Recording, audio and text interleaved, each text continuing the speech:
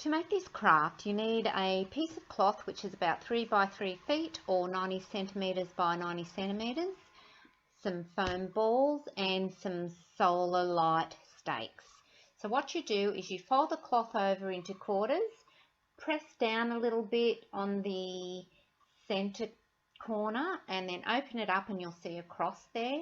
You can then take your foam ball, place it over the cross, put the solar light garden stake on top, wrap the cloth around it and then hold it secure and wrap your elastic around the foam ball and around the cloth, securing it to the garden stake.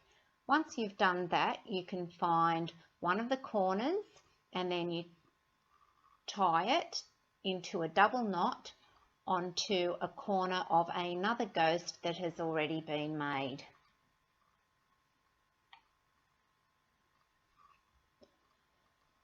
Then when you do the second one, you just go directly across to the next corner so that it's just a straight edge between one tied knot and the next.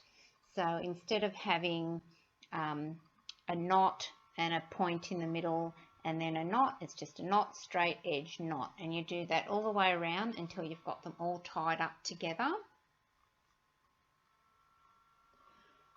Once they're done, you can tie a piece of ribbon around the necks to make it a little bit prettier and to hide the elastic band, and you need something to prop the hands up so it looks like they're holding them up in the dark.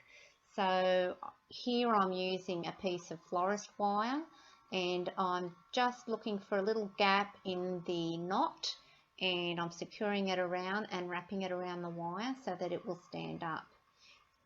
Here's an example of some that I've already done. I've propped those ones up with some see-through little garden stakes, and in the middle I've got a little light globe that you just press down on to turn on and off, and some sticks on top.